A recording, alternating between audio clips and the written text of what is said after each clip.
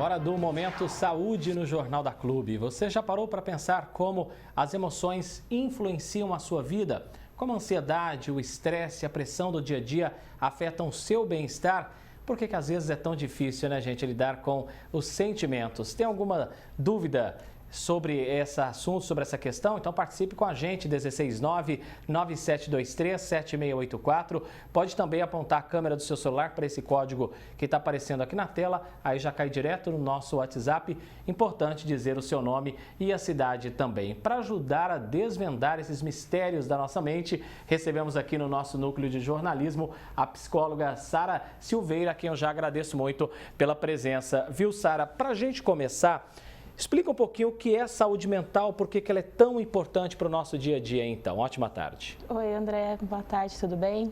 Queria também agradecer o convite e falar que para nós da área da saúde, toda vez que esse assunto é levado, né, num veículo de comunicação para as pessoas em casa, eles são disparadores de conversa, e falar sobre saúde mental é uma coisa muito necessária, porque nem sempre a gente consegue ter essa abertura íntima, né? Porque por mais que todo mundo sente, por mais que todo mundo tenha afeto, faz parte de um processo muito íntimo, muito pessoal, muito subjetivo de cada um.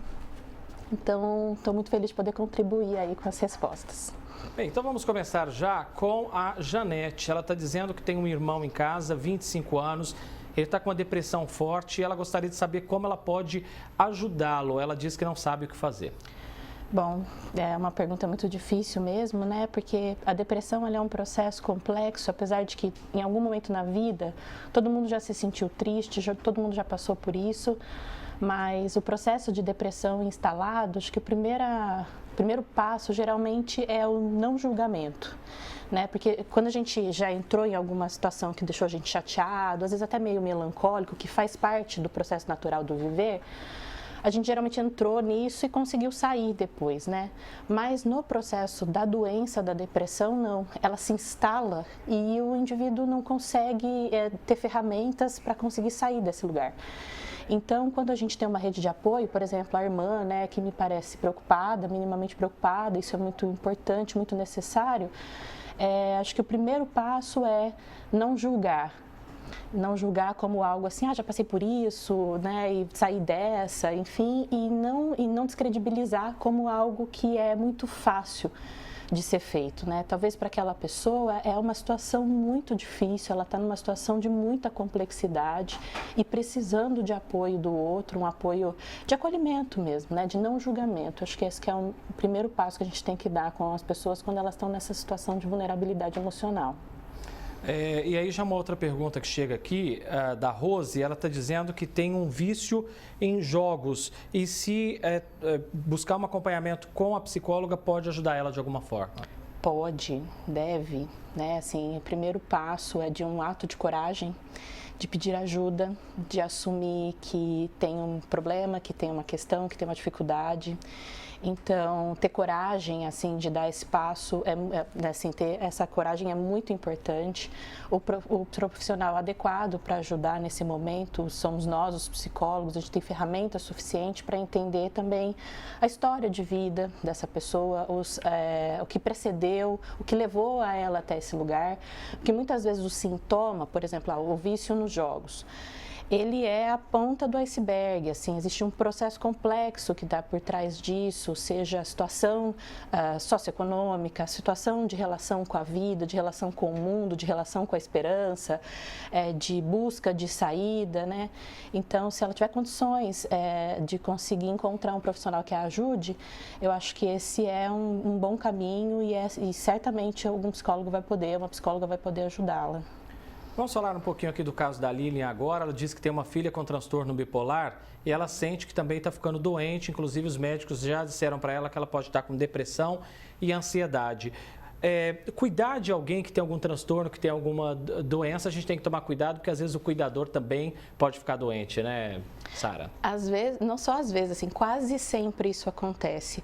Quando uma doença emocional, ela se instala, uma condição emocional se instala dentro de uma família ou de um núcleo, ele afeta todo mundo envolvido, né? Tanto que até quando há melhora, há um bom prognóstico, isso também começa a gerar uma situação sensação de bem-estar meio global de todo mundo que rodeia aquela pessoa. Então, né, tem uma expressão que ficou famosa assim na internet, que é quem cuida do cuidador, né? Porque o cuidador está sempre nessa posição da pessoa que doa, que se disponibiliza, por supostamente ter alguns recursos que a pessoa que está doente não tem naquele momento. Só que a gente não pode esquecer que é um ser humano, não é uma inteligência artificial, né, que está o tempo todo a serviço, o tempo todo com respostas. Então, sim, acho que a melhor forma que a gente pode fazer de cuidar de alguém é se assistindo também. Isso não é egoísmo, isso não é narcisismo, pelo contrário, assim, né, é uma forma generosa de saber que para a gente cuidar de alguém, a gente tem que estar com isso sobrando, né? Tem que estar muito com bem-estar, muito bem, minimamente bem, aliás. E se ela, né, assim, puder olhar para si, eu acho que é um olhar muito generoso com a pessoa com quem ela está cuidando também, né? Se a pessoa precisa dela, ela precisa estar bem também. Pergunta da Larissa de Ribeirão Preto, ela quer saber a importância de fazer a terapia desde criança. Olha, não sei se é uma obrigatoriedade, assim, né? Eu acho que é um privilégio se tiver uma criança que teve a oportunidade de ter pais ou cuidadores que conseguiram ter essa sensibilidade de pedir ajuda, né, de lançar mão de recursos que a gente tem por aí, que são, né, a área da psicologia. Eu geralmente conto assim que é um privilégio para a criança. Quando, na perspectiva em que a gente olha para uma criança que foi assistida, que foi cuidada, né? Muitas vezes os pais, eles têm medo, né? Eles têm receio, um pouco de auto-julgamento, de onde foi que eu errei, né? O que eu fiz de errado no desenvolvimento do meu filho, da minha filha. Quando, na verdade, um pai e uma mãe que têm a coragem de levar a um psicólogo, de pedir ajuda, está fazendo também um ato de muita generosidade com a criança, de olha, eu consegui até aqui, daqui para frente eu preciso de ajuda, você pode me ajudar? E eu acho que nesse sentido é uma coisa muito bem vista. Não sei se necessariamente obrigatória, assim, de que, poxa, se eu tivesse feito terapia desde criança, eu já estaria uma pessoa melhor, porque a terapia não serve para a gente se tornar uma melhor pessoa, assim, no mundo. Serve para a gente poder se compreender, se entender, ter ajuda e poder viver no mundo que é tão difícil, né? A Leila de Jardinópolis está perguntando se quando a pessoa tem depressão, imagino que ficou bem, se pode voltar a ter a depressão de novo. Pode sim. É um processo que todo mundo está sujeito. As pessoas que já passaram por esse processo é como se fosse uma ferida que cicatrizou, né? Se ela conseguiu sair desse estado mais grave, desse estado mais importante e retomar a vida, o cuidado, o bem-estar, assim, né? A vida cotidiana. É como se ela sempre tivesse que ficar atenta àquilo, àquele processo que fez parte da história dela. Então, né, o estado depressivo, que é uma conversa assim muito naturalmente humana, que todo mundo, né, sabe, conversa, conhece alguém ou já passou, enfim, todo mundo está sujeito, assim, não tem umas pessoas que estão predestinadas e outras que não estão. Então, sim, ela pode ter, então é um cuidado contínuo. Só que o que acontece é que uma vez que ela já passou por um processo de melhora, talvez ela tenha conseguido, com sorte, desenvolver algumas ferramentas que façam com que ela saia mais rápido desse estado ou perceba ele chegando um pouco mais cedo, ou seja, possa prevenir mais e possa cuidar disso sem precisar chegar numa situação de muito desagrado, de muito desconforto. A Marilane está dizendo aqui que ela tem bruxismo, faz uso até de medicamento. Ela gostaria de saber se ela pode estar sendo vítima aí de algum problema emocional. E aí eu vou até além. O emocional pode desencadear outras doenças, doutora? Olha, existem vários estudos no sentido da psicossomática que levam em consideração a sistemática assim, pedagógica, ou seja, investigar e tentar entender essa correlação da mente e do corpo, né? Assim, é muito comum a gente entender que a gente acreditar assim, numa imagem meio que o corpo e a mente são coisas totalmente distintas, totalmente separadas. Só que a nossa mente, ela habita cada célula que está no nosso corpo. Então, acho que a própria pergunta, penso eu aqui, né, que a resposta já está na pergunta. Provavelmente alguém que já sabe que está passando por um estado de mais desafio emocional, de maior emergência emocional. E o que acontece, assim, bem em linhas grossas, é como se o nosso corpo inteligentemente fizesse um sistema de comunicação, assim, de falar assim, olha, tem alguma coisa acontecendo, você não está podendo olhar para isso, ou não está conseguindo olhar para isso, então eu vou fazer um sistema de alerta.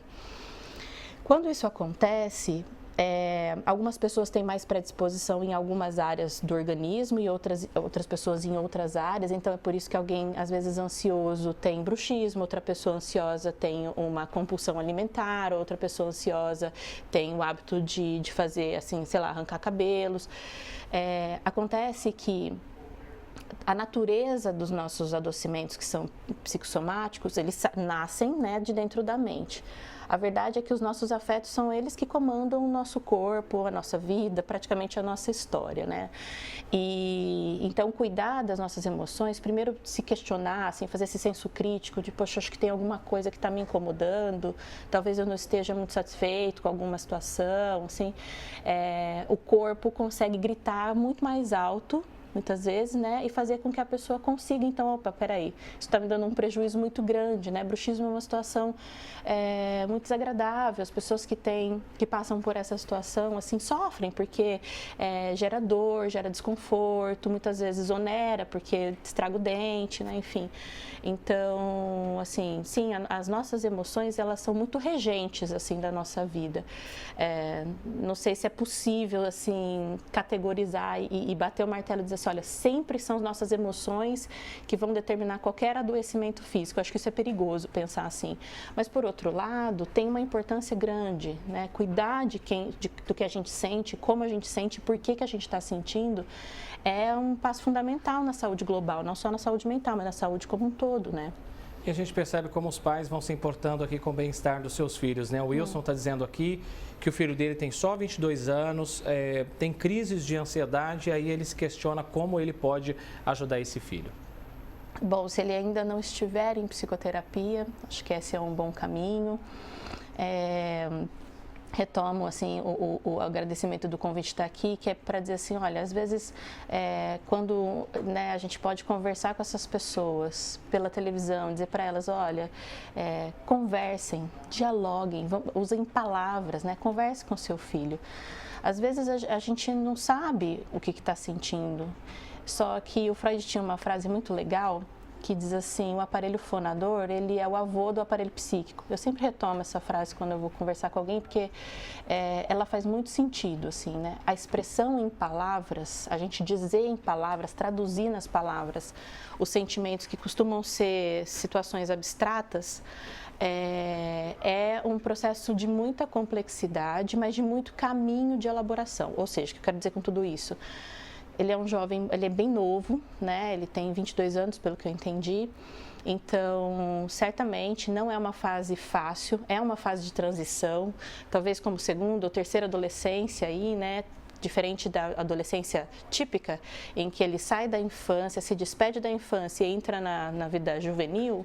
Aí, por volta dos 22 anos, a depender do que ele está passando na vida dele, ele está numa outra fase de transição entre a vida juvenil e a vida adulta. Então, acho que assim, conversar bastante com ele, ajudá-lo a se comunicar, a encontrar palavras, pode ser um bom caminho também. É isso aí, gente. Diante de qualquer suspeita, né, de algum problema emocional um pouco mais sério, procure, né, ajuda. Acho que isso é muito importante, né? Agradeço muito aqui a presença da psicóloga Sara Silveira, que nos auxiliou aí nessa quarta-feira, nesse nosso Momento Saúde. Um abraço, viu, Sara, e até mais. Outro, até mais.